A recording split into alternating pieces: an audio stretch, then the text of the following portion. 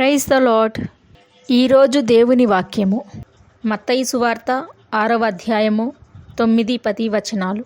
కాబట్టి మీరిలాగున ప్రార్థన చేయుడి, పరలోకమందున్న మా తండ్రి, నీ నామము పరిశుద్ధపరచబడునుగాక, నీ రాజ్యము వచ్చునుగాక, నీ చిత్తము పరలోకమందు నెరవేరుచున్నట్లు భూమి యందును నెరవేరునుగాక.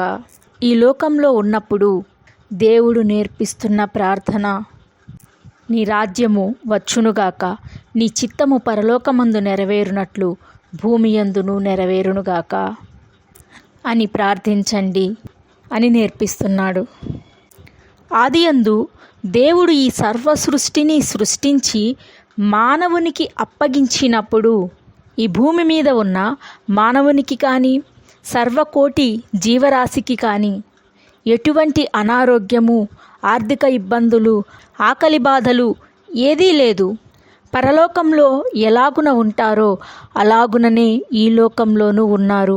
ఆయన ఆశీర్వాదము సమృద్ధిగా ఉండటం వలన సమృద్ధి అయిన పంటలు, సమృద్ధి అయిన జీవము, సమృద్ధి అయిన ఆహారము అన్నీ లభించాయి.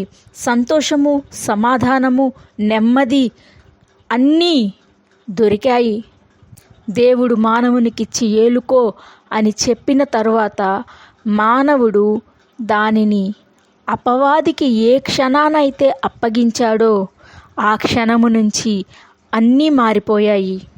అనారోగ్యము, కక్షలు, కోపాలు, ద్వేషాలు, అవహేళనలు, నిందలు, కన్నీరు, కష్టము, ఆర్థిక ఇబ్బంది, ఆకలి బాధలు అన్నీ ఈ భూమి మీదకి మానవుని చుట్టుముట్టేశాయి.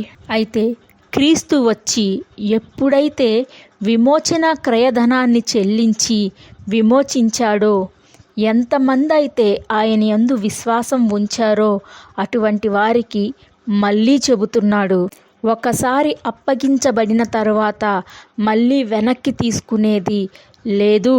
ఇది మానవునికి అప్పగింపబడింది. అయితే మానవుడు అపవాదికి అప్పగించాడు.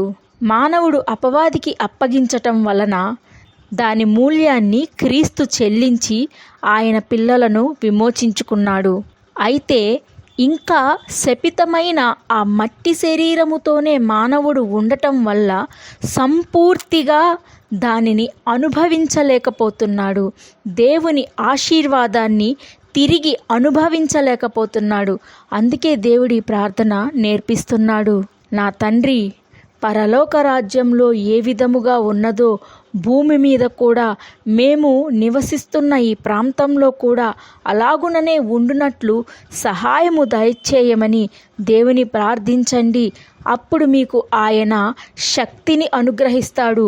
పొందుకోవటానికి, స్వతంత్రించుకోవటానికి, అపవాది ఉక్కు పిడికిల నుంచి తీసుకొని అనుభవించటానికి, మళ్ళీ అపవాది ప్రయత్నము చేసిన ఆ ప్రయత్నాన్ని తిప్పికొట్టి దేవుడు ఆయన తన మూల్యము చెల్లించి అప్పగించిన దానిని నీవు మళ్ళీ అపవాది దొంగిలించకుండా భద్రముగా కాపాడుకొనున్నట్లు ఆయన నీకు శక్తిని, జ్ఞానాన్ని, వివేచనను, తెలివిని అనుగ్రహిస్తాడు.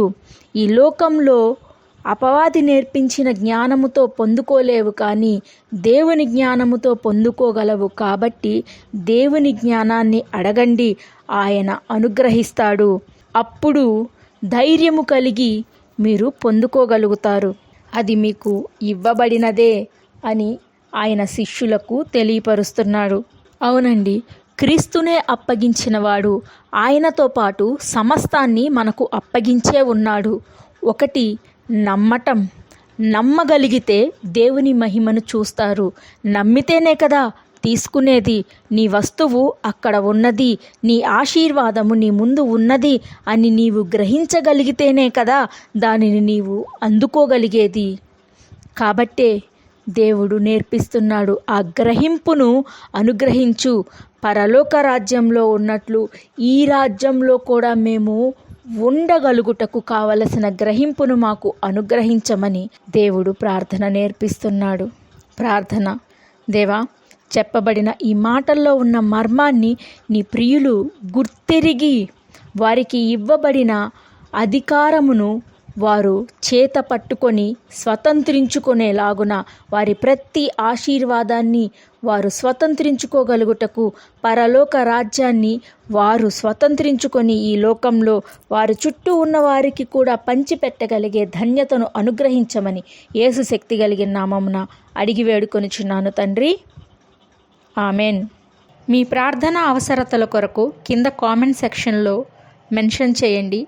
మీ కొరకు ప్రత్యేకముగా ప్రార్థించటం జరుగుతుంది. షాలోమ్.